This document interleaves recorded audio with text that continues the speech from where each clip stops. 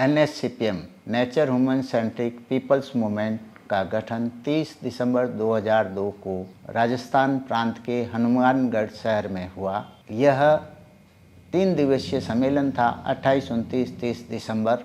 इस सम्मेलन में श्रीमान RP सराफ द्वारा एक दस्तावेज रखा गया जिस पर विचार विमर्श हुआ।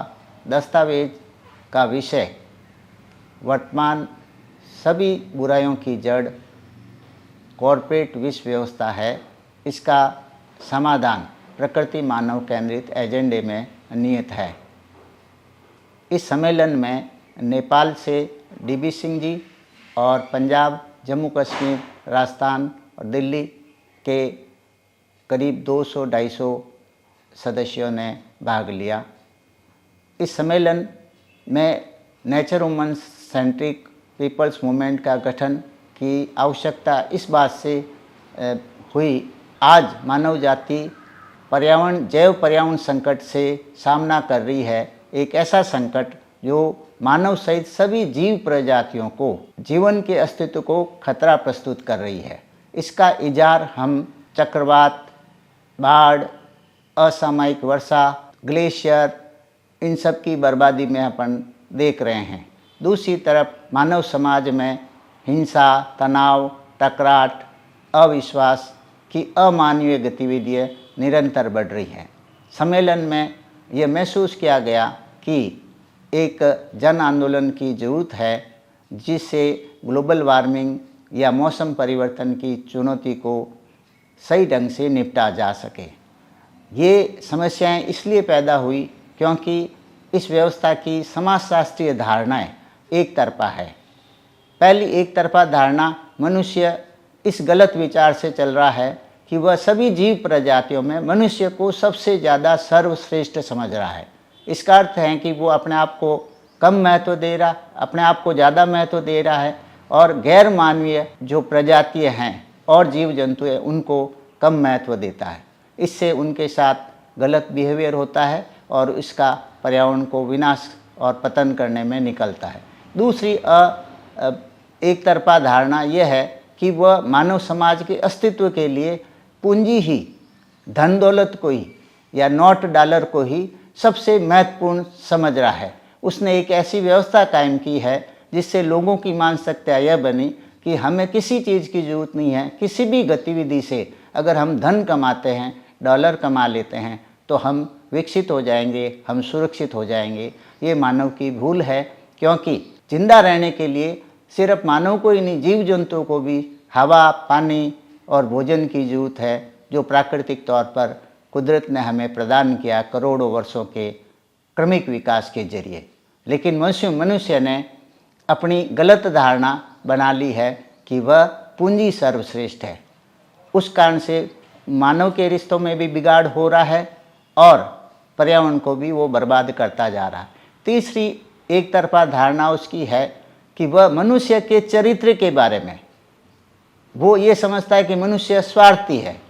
ये प्रबल धारणा मनुष्य के एक तरफा धारणा है, जबकि मनुष्य का अस्तित्व ही जीवों से जब वो अलग हुआ तो वो सामाजिक तौर पर ग्रुप में रहना जब शुरू किया तो जीवों से वो अलग हुआ। तो इसका बायोसोशल चरित्र है, यानी एक तरफ वह जैविक है, दूसरी तरफ वह सामाजिक है। इसने आज की व्यवस्था ने इसका स्वार्थ का जो पहलू है, इंडिविजुअलिज्म जो व्यक्तिवाद है, इसको हाईलाइट कर दिया है और उस व्यक्तिवाद को धन की व्यवस्था के जरिए उसका व्यक्तिवाद को बहुत ज़्यादा ऊंचा लिया जा रहा है, जिसके कारण सारे सामाजिक जो व्यवस्थाएं हैं वो बिगड़ती जा रही है। राष्ट्र की हो चाहे विश्व स्तर की संस्थाएं हो, संयुक्त राष्ट्र संघ जैसी व्यवस्थाएं हो, इन सारी संस्थाओं में इंडिविजुअलिज्म, अहंकार वो हावी होने के कारण ये व्यवस्थाएं सारी पतित हो रही है, जबकि मनुष्य बायोसोशल है। हमें आज व्यक्तिगत हित और सामाजिक हित को संतुलित करने की ज़रूरत है। तीसरी जो एक तरफा धारणा इसकी विकास की है, जो मानव द्वारा विकास, मानव द्वारा किया गया विकास को ज़्यादा महत्व देता है और कुदरत ने कोई चीज़ बना देती है तो उसका महत्व वो कम समझता। जैसे पेड़ अगर खड़ा हो गया तो जब तक वो पेड़ है तब तो उसको उसकी नज़र में कोई वैल्यू नहीं, लेकिन उसको काट कर अगर वह उसकी टेबल कुर्सी बना देता तो कहते हैं उसका कोई वैल्यू है। तो जो बाज़ार की व्यवस्था है ये भी मनुष्य को, हालांकि बाज़ार बहुत अच्छी सुविधा देता है, बिना बाज़ार के हम आज की व्यवस्था चला नहीं सकते, लेकिन बाज़ार का जो दर्शन है वो ये है कि इसमें योग्य आदमी आगे बढ़ता है, इंटेलिजेंट व्यक्ति आगे बढ़ता है। रियल में ये है कि वह पर्यावरण को बर्बाद करने वाला और मानवता के विरुद्ध जो काम करके पैसा जो इकट्ठा कर लेता है वो आगे बढ़ रहा है। तो इस बाज़ार की व्यवस्था में जो व्यापार का जो सिस्टम है इसको हमें नियमित बनाना पड़ेगा, उचित व्यापार करना पड़ेगा।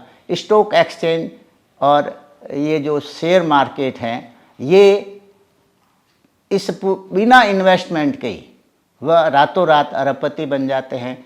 तो स्टॉक एक्सचेंज और शेयर मार्केट पर भी हमें पुनर्विचार करना की ज़रूरत है।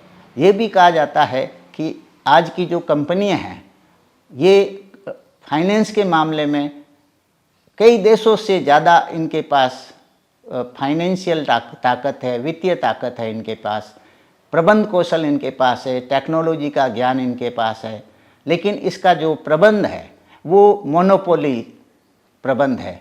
यानी जो कंपनी बनाने वाले हैं वो इस पर पूरा नियंत्रण रखते हैं। इस कारण से पर्यावरण और मानवता के हक में उस टेक्नोलॉजी और उस एजेंसी को, उस विश्व स्तर की संस्था को काम में नहीं लिया जा रहा है, उसकी दिशा गलत हो रही है। इस कारण से उसको डेमोक्रेटिक करना भी ज़रूरी है।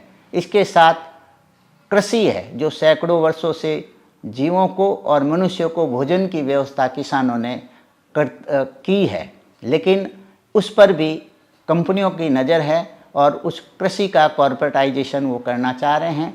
इसका मतलब ये है कि वह किसानों से ज़मीन और सारे जो बाकी जो कंट्रोल है वो पूरा कंपनियों के अधीन करना चाहते हैं, जिससे ये भी बाज़ार के दायरे में चली जाएगी।